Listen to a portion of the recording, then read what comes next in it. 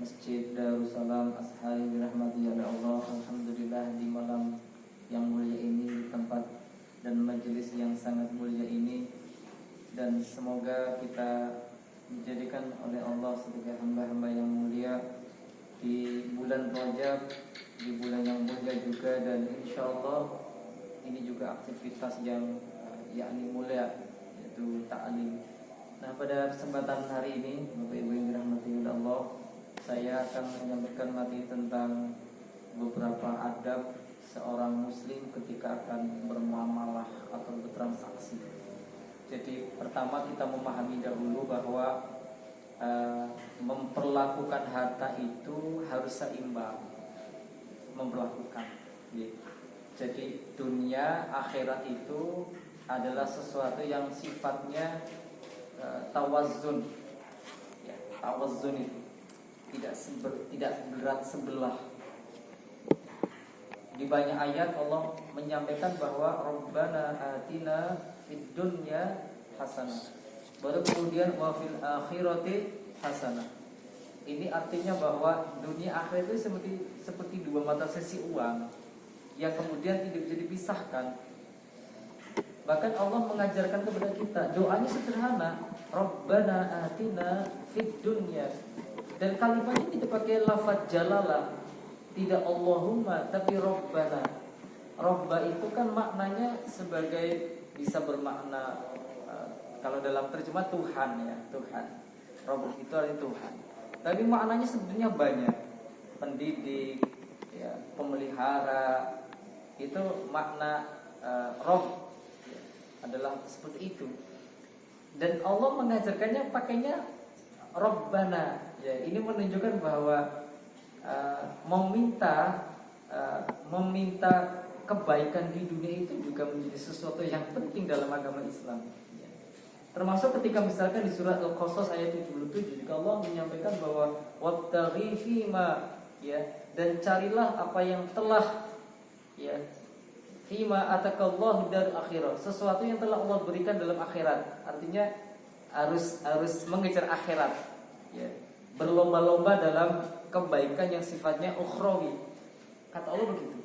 Tetapi Allah melanjutkan ya tadi dengan mengatakan wala tansa nasibaka minad dunya. Tapi jangan lupa nasibmu di alam dunia. Ini artinya bahwa ketika Allah mengatakan bahwa ayo ke akhirat, tapi jangan lupa di dunia. Berarti Islam memberikan satu ajaran edukasi bahwa memperlakukan dunia itu harus berimbang. Maka kalau ada misalkan, ya, jam 10 siang misalkan, ya, orang pada beraktivitas bekerja, sementara dia pakai sarung, pakai peci, gelar sajadah, bersorban, muter tasbih, zikir, baca Quran misalkan, ya. Kemudian ditanya, kok Bapak jam-jam orang bekerja malah di masjid? Iya, kakak saya yang sudah menanggung hidup saya. Ya. Saya katakan kakak Anda lebih mulia hidupnya dibandingkan Anda. Ya. Karena dia tidak bisa menempatkan masalah dunia dan akhirat. Ya. Jadi orang memperlakukan dunia itu harus berimbang. Nah, kemudian Bapak Ibu dirahmati Allah, seimbang itu juga termasuk kebutuhan pribadi dan kebutuhan publik. Ya. Apa kebutuhan pribadi? Misalnya kita makan, kita minum, memberi nafkah anak istri, itu kebutuhan privasi kita. Hak utama kita, sandang, pangan, papan, ya, paket wisata, paket data dan semuanya, itu semuanya menjadi kebutuhan paling dasar dalam keluarga kita, termasuk kesehatan. Nah, tetapi kita juga tidak boleh mengabaikan ada hak publik. Apa hak publik? Infak, sedekah, zakat dan segala macam. Jadi sampai Allah menyebutkan dalam Al-Hasyr itu ayat 7 sampai Allah menyampaikan tentang pentingnya berzakat itu, pentingnya berinfak, atau pentingnya kita menunaikan harta yang sifatnya publik itu, supaya apa kata Allah? Supaya harta itu tidak berputar, ya, bainal aghniya minkum. Jadi tidak hanya muter aja di orang-orang kaya, tapi juga sampai kepada orang-orang yang memang berhak. Itu kalau dalam ekonominya gerakan ekonomi. Nah, itu hak publik. Tetapi nyuruh sewu, kadang juga ada orang yang terlalu lebay, ya. Jadi fokus saja urusan privasi, yang penting rumahnya bagus, tiap bulan bisa jalan-jalan, yang alhasil dia mementingkan dirinya, tapi kurang peka. Ada masjid, ada musola, ada pesantren, ada orang miskin, dia tidak peduli. Ini namanya dia berat seimbang, ya maksudnya tidak seimbang, berat sebelah, gitu ya, berat sebelah. Ya. Atau sebalik juga ada Bapak Ibu. Ya, ada suami yang kemudian gagah di luar, dilulukan, bersedekah kemana-mana, ya. Tetapi anak istrinya, kakak kandung yang perempuannya, atau adik kandung yang perempuannya, yang mereka janda misalkan, atau miskin, gak dipedulikan, ya. Tapi dia gagah di luaran. Ini juga nggak pas. Ya. Jadi dia ngopeni orang-orang luar, ya. Tetapi keluarganya nggak diopeni, ya. Sampai Nabi kan dalam satu hadis yang sahih, ya, mengkisahkan ketika ada seorang laki-laki yang dia suka berderma, memberi. Kata Nabi, "Allahuha ajron alladhi anfaqtahu ala ahlik," kata Rasulullah. Hadis Bukhari Muslim. Jadi ketika ada seorang laki-laki memberi hak, ya, atau nafkah, infak ke anak istri, kata Rasul, "Allahuha ajron," paling besar pahalanya. Ya, paling besar. Ini artinya bahwa utamakan yang memang menjadi kewajiban, yaitu nafkah keluarga. Ya, makanya nanti ada beberapa cara memperlakukan harta. Ya. Nah, harta itu Bapak Ibu, harta, profesi, ya, kemudian aset, perniagaan itu terikat, ya. Terikat oleh akidah, oleh syariah, dan oleh akhlakul mazmumah, ya, mahmudah, atau akhlakul karimah, ya, akhlak yang positif, akhlak yang baik. Nah, misalkan ya, harta itu terikat oleh akidah, keyakinan. Kita meyakini bahwa, ya, harta itu miliknya Allah. Itu begitu selesai clear, ya. Karena di dalam surat An-Nisa 131 memang Allah sudah memberikan penegasan, ya, walillahi ma fis samawati wa ma fil ardh. Jadi yang di langit, yang di bumi itu adalah miliknya Allah, Jadi kalau sudah milik Allah, maka apa yang terjadi? Kita sebagai mustakhlafin. Apa itu mustakhlafin? Mustakhlafin adalah orang yang dititipin, ya. Jadi Allah menyebut kita sebagai mustakhlafin itu di surat Al-Hadid, ya, Al-Hadid ayat 7. Jadi Allah menyampaikan luar biasa. Jadi kita itu dikategorikan sebagai mustakhlafin, orang yang punya hak guna saja, menggunakan hartanya Allah, ya, hartanya Allah. Nah, keyakinan ini Bapak Ibu, maksud saya, ini terikat oleh akidah. Artinya kalau kita meyakini bahwa sesungguhnya harta itu milik Allah misalkan, maka tidak mungkin harta yang milik Allah itu dipakai yang tidak tepat, ya. Misalkan ini laptop milik si fulan, saya hanya pakai. Maka karena saya yakin ini milik si fulan, saya tidak bisa menjual ini laptop, saya tidak bisa meminjam ini laptop ke orang lain. Kenapa? Karena bukan milik saya. Dan kalaupun saya pakai, saya akan pakai berdasarkan kesepakatan saya makainya buat apa. Sama, harta kalau sudah milik Allah, maka kita tidak dibenarkan menggunakan dengan cara selain Allah. Itu konsekuensinya, ya. Karena kita tidak punya hak mutlak, kita punya hak guna saja menggunakan. Makanya Allah menyebutkan mustakhlafina fihi, ya, kita itu hanya sebagai orang yang diwakili, dikasih mandat untuk menunaikan atau menggunakan harta yang Allah titipkan, ya. Makanya kan saya sering menyebutkan bahwa harta kita itu sesungguhnya punya Allah. Kalau diruntut, ya, saya punya laptop itu karena saya sekolah, karena saya kuliah. Siapa yang ngasih biaya sekolah kuliah? Orang tua saya, ya. Maka kemudian saya bisa beli laptop dan seterusnya. Bapak saya itu pun sama, hartanya dari bapaknya, dari bapaknya sampai Allah Subhanahu wa taala. Jadi hartanya milik Allah sebetulnya, ya, milik Allah. Makanya kalau misalkan saya sering menyebut ada orang waris, bagi waris kok Allah diprotes, dan itu haknya Allah kok, ya. Ibarat itu harta punya Allah, Allah yang bagikan haknya Allah, gitu. Nah, Itu terikat oleh akidah. Ya. Nah kemudian perniagaan kita itu ya terikat oleh yang namanya syariah, ya, oleh hukum syariah. Ya. Jadi apa bedanya syariah sama fikih misalnya? Jadi syariah itu Bapak Ibu adalah ketentuan nas dari Allah dan Rasulnya. Itu syariah, ayat, hadis, itu syariah. Sementara ya pemahaman para ulama memahami ayat, hadis itu yang namanya fikih. Maka kebenaran syariat itu mutlak, nggak bisa dibantah. Tapi kebenaran tafsir, ya, kemudian fikih dan sebagainya adalah kebenaran sifatnya relatif, ya, beragam. Karena maaf, fikihnya orang Nusantara Bapak Ibu dengan fikihnya orang di luar Nusantara itu beda. Jadi fikihnya orang Nusantara namanya KHI, kompilasi hukum Islam, yang ya disebut boleh nikah umur sekian hak waris diatur menurut perspektif fikihnya orang Nusantara, misalnya itu. Nah, terikat syariat itu artinya terikat cara memperolehnya, Bapak.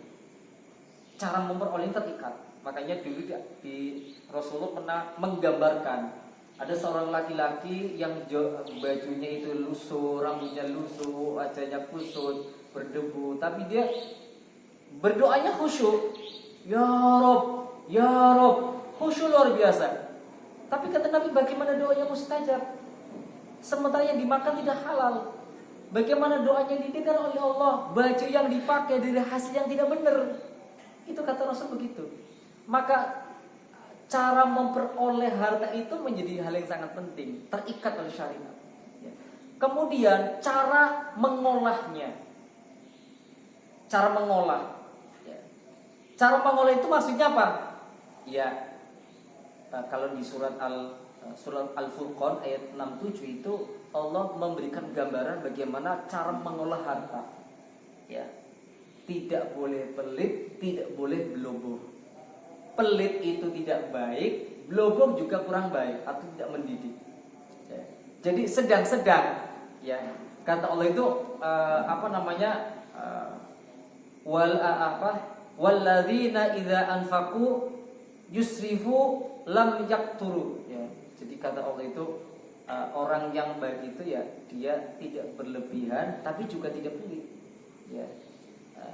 Ya di antara mereka lah, di antara berlebihan, di antara pelit, tengah-tengah. Itu cara mengolahnya begitu. Nah, cara mengalihkannya itu juga terikat, ya. Cara mengalihkannya atau cara membelanjakannya. Ya, cara membelanjakannya jelas ya harus sesuai aturan Allah, ya, yang sifatnya wajib, sunnah, dan baru yang sifatnya tersier atau mubah. Jadi harta itu nggak boleh dibelanjakan kepada selain mubah, sunnah, dan wajib. Kalau orang punya harta dibelanjakan yang makruh, kan Allah nggak menghendaki. Allah tidak menghendaki itu. Maka kalau ada orang menggunakan harta di luar tiga ini, namanya dia sudah zalim. Ya, bahkan seorang ahli yang hati-hati dalam menggunakan harta itu tidak pernah Bapak Ibu menggunakan harta untuk yang sifatnya mubah. Ya, maaf, kita sedekah dapat pahala, kita nyawa utang dapat pahala, kita bayar haji dapat pahala, kita ngasih nafkah dapat pahala. Itu uang kan kita dicari susah payah, ya. Tapi ketika dibelanjakan mubah, hanya sesuatu yang mubah, kan mubah gitu. Ya, beli apa yang mubah? Ya banyak sesuatu yang mubah. Ya, yang kalau dibelanjakan tidak bernilai pahala, juga tidak bernilai dosa, kan rugi. Ya, tengah-tengah, ngapain sudah dicari susah payah, banting tulang, peras keringat. Ini orang berbus ibaratnya sikil go endas go sikil itu kan berarti menunjukkan sangat cintanya terhadap uang. Setelah didapat malah dibelanjakan yang mubah. Ini namanya orang yang tidak berpikir. Nah, itu cara mengalihkannya. Jadi terikat. Kemudian, ya,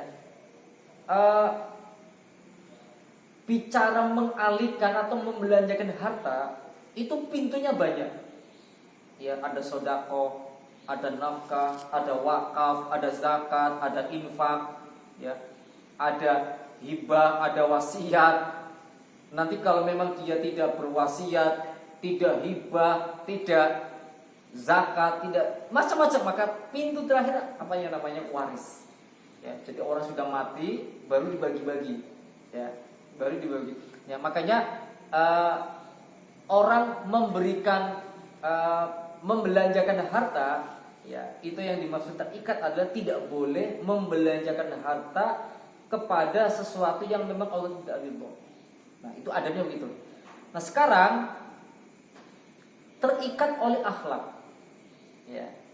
Harta itu terikat oleh akhlak, oleh adab, ya. Akhlakul mahmudah, akhlakul karimah, akhlak yang terpuji, akhlak yang mulia. Ya. Jadi orang berniaga itu, Bapak Ibu, itu tidak sekedar dapat untung, ya. Jadi kalau kita berniaga hanya berpanduan pada fikih saja, ya kita sah-sah saja, nggak ada masalah. Tapi berkahnya berkurang para hadirin. Karena fikih itu sebenarnya membatasi itu fikih begitu. Orang yang berniaga dengan akhlak itu lebih tinggi kedudukannya. Contoh misalkan, ya, contoh berniaga dengan akhlak. Contoh misalkan adalah ketika kita memungut keuntungan tidak berlebihan, itu namanya akhlak.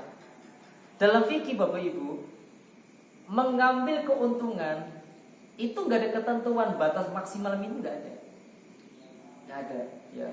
Coba pernah nggak ada cincin yang batu akik harganya 1 M? Ada kan? Burung dara, ya, yang digabur-gabur itu harganya 200 juta. Padahal kalau kita ke Lamongan paling 15.000, 20.000. Ya suka-suka yang jual. Makanya nggak ada ketentuan. Cuman Bapak Ibu dirahmati Allah, semakin besar keuntungan yang kita pungut, semakin kecil barokahnya. Ya. Boleh tidak kita ngambil untung 100%? Boleh. Ya. Tapi berkahnya sedikit. Ya. Terus gimana kalau misalkan kita ngambil 1000%? Tidak masalah. Sepertiganya untuk kita ambil, sepertiga dari 1000%. Ya.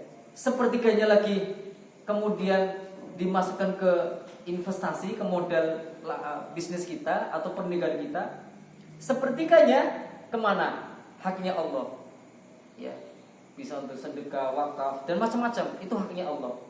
Nah, kalau misalkan kita dia mau menggunakan skema ini, ya akan Allah cabut, akan Allah ambil dengan caranya Allah. Jadi ada orang ya menjual sesuatu keuntungannya besar, tapi sampai dia bertahun-tahun membangun bisnis itu, Pak, nggak punya rumah. Ada orang yang penghasilannya Bapak Ibu, ya, penghasilannya sehari itu bersihnya itu 200.000. Ngumpulin PNS itu 200.000 itu penghasilannya. Tapi sampai anaknya itu perawan, mau mantu, nggak punya rumah. Jadi ini bapaknya itu dinikahkan oleh orang tuanya di rumahnya. Ketika anaknya mau nikahnya di orang tuanya. Jadi nggak punya rumah, ya, dikontrakan. Ini nikahin anaknya di mana? Ya di rumahnya orang tuanya. Sama ketika dia kan waktu menikah dulu, waktu masih ya, motor, masya Allah. Ini maksud saya bahwa berkah itu menjadi oriented, ya, menjadi tujuan, tidak sekedar jumlah. Makanya kalau kita ingin mengambil keuntungan lebih dari wajar, maka yang keuntungan yang tidak wajar itu dikembalikan untuk hak Allah. Ya, dengan cara bisa skema wakaf, infak, zakat dan segala macam. Nah itu. Kemudian kedua Bapak Ibu, adab ketika kita bertransaksi, ya, bertransaksi adalah kita harus saling amanah. Maksudnya tidak ada disebut tadlis, ya. Jadi ya kalau dalam fikih ada unsur-unsur yang saling tadlis banyak, ya. Horor, ya, artinya spekulasi, kemudian penipuan, ya. Jadi sampai kemudian ada yang viral itu kan kita beli sesuatu di online misalnya, satu ketika kita akan bahas masalah jual beli online insyaallah ya, mudah-mudahan. Artinya ada orang membeli satu produk di sebuah media sosial yang kemudian tidak puas misalkan, itu kan menjadi problem. Belum lagi misalkan hukum mentransfer yang pakai aplikasi ya A B C D, itu kan menjadi problem kontemporer ini ya, dan Islam wajib ikut terlibat ke sana. Nah, memberikan kepercayaan ke transaksi itu adalah salah satu adab ya. Kanjeng Nabi itu usia muda 35 tahun itu sudah dapat gelar ya. Gelarnya apa? Terpercaya ya. Terpercaya, Al-Amin ya. Karena kan beliau kan belum jadi nabi ya. Artinya orang ketika bermuamalah, bertransaksi dengan Nabi Muhammad SAW itu, orang-orang kafir Quraisy merasa lebih nyaman gitu loh, lebih aman, lebih percaya dengan Rasulullah. Makanya orang-orang Mekah mengelabeli beliau sebagai Al-Amin yang dipercaya. Tidak hanya percaya karena jujurnya ya, tetapi juga ketika bertransaksi. Makanya Rasulullah SAW itu kan di masa mudanya itu disukai banyak orang karena supel, mudah bergaul, ketika membawakan barang dagangan juga mudah. Nah, itu ada istilah namanya tadlis ya. Ada orang ya, biasanya penjahit. Ya tidak hanya penjahit, ya semua bisnis lah ya. Dia contohnya penjahit. Jahit ya baju.